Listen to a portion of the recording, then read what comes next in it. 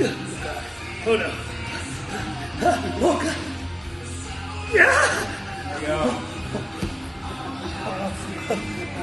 What is going on, team? Just a quick news video today. That was Sean Sweeney preparing for the CrossFit Games, practicing one of his weaknesses. Hey, looks good. Today we're just going to quickly talk about the French Throwdown. Probably chuck in some memes like, here's me trying to fit in at Mayhem next week when we go training.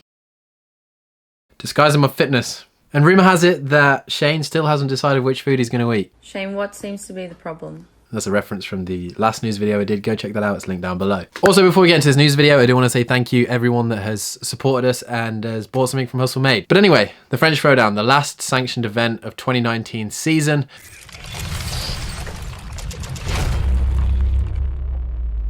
Before we then have the games. It's not the actual last sanctioned event of the 2019 year. We have a lot of them towards the end of this year. Seems to be going down a blast. Today in Paris it was 33 degrees, which for the Americans is 91 degrees Fahrenheit. Perfect for event 1. I actually really like the look of this event and I thought it was a really well thought out event. Personally wouldn't want to do it myself. It's 10k running. Resting is my favorite movement. But for the elites, it was a 1.5k run, a 500 meter paddle, which you can do either on your knees or standing, and then another 8km run. And then event 1B is at the end of that 8km run. So once you reach 7.9k, you have to sprint as fast as you can for the last 100 meters because that is scored. Now I can't confirm nor deny this, but Mikey Steele told me that Lucas Parker got towards the end of his run and actually took 2 or 3 minutes to rest before he sprinted the last 100 meters. And believe it or not, Lucas Parker actually set the fastest time for the last 100 meters. He managed to complete the 100 meter sprint in 12.23 seconds. Well, he did finish 29th out of 40 in the endurance part, but he did save himself and take 100 points from the sprint portion. Yes, science. Slowest time for the 100 meters was just sub 20, but a lot of the athletes actually finished around the 12 to 13. But that is pretty impressive considering they ran 9.5k before in the blistering heat. The second event was a fun, fast one. A couplet of 2 movements, GHD sit-ups and double unders. 50, 40, 30, 20, 10 was the rep range.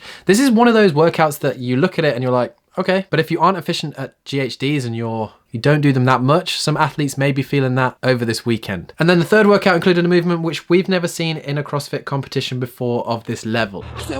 Strict pull-ups. Yeah, screw you haters. We're including strict pull-ups in a CrossFit competition. Yeah, apparently the whole field struggled to get one. We're too used to kipping and butterflying, but nah, the workout was a tasty one in the velodrome. Speaking to Mikey Steele, who is competing in the field, he's currently 11th after day 1. He had a great first day. He said that he took an iced cold drink into the velodrome, and then by the time he'd done the second round of the workout, he went to go take a drink from it, and it was boiling hot. That says something. The workout, 5 rounds for time, 10 strict pull-ups, 20 kettlebell thrusters, 24 kilos in each hand, 20 burpees facing the kettlebell. Now, don't get me wrong, that first day sounds horrendous. And looking at a couple of workouts to come over the next couple of days, one that really does stand out is 10 rounds for time of 12 deadlift sumo high pulls, 12 shoulder to overhead at 50 kilos. That's going to be one to watch. But Willie Georges was smiling during his kettlebell thrusters.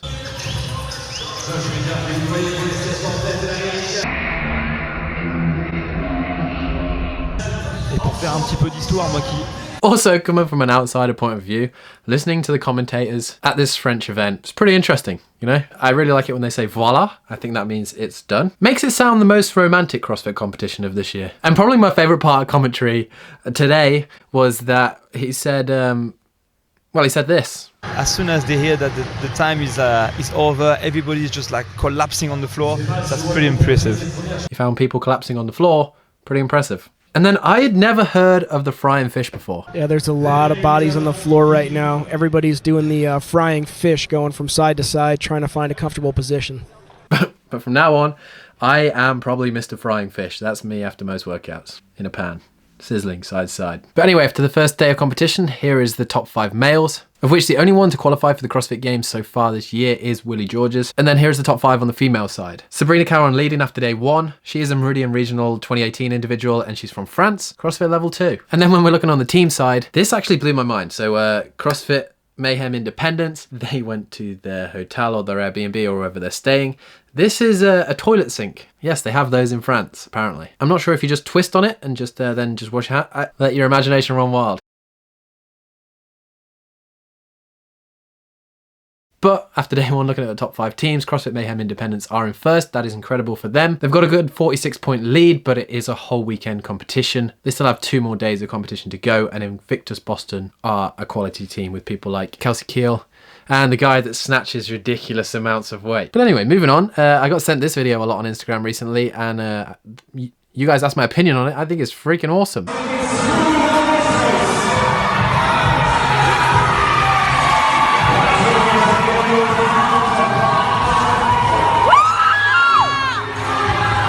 I would guarantee that girl can beat anyone pretty much in the world and in CrossFit at 10 muscle ups per time. She makes it look so easy and so smooth, like anybody could do it, you know, and then if you actually go and try that, you look like a frying fish. Also today we did see the Matt Fraser Metcons go on sale. I did not manage to grab a pair. I completely forgot that they were coming out, and then by the time I'd looked online 40 minutes later, they had completely sold. In other news, Dave Castro is back at the Alliant Energy Center in Madison, speaking to all his fans. That means that soon we may be getting some CrossFit Games hints. A subscriber then sent me this video. And then breaking news today, we've had another drugs ban. Henrik Oskarsson, who qualified out of Iceland, he finished second at that event and got his ticket to the CrossFit Games, has actually tested positive for a banned substance. I don't know what it is, I haven't really read into it, but he has just come off the back of a ban literally this year to then compete and get banned again, which is ridiculous.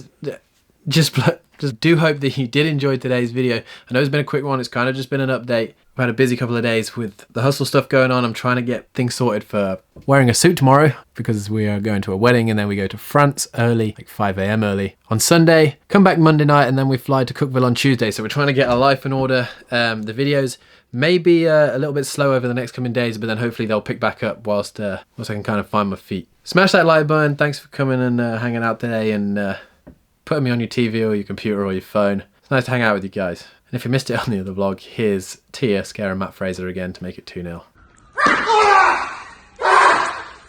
We'll catch you guys in the next vlog. Oh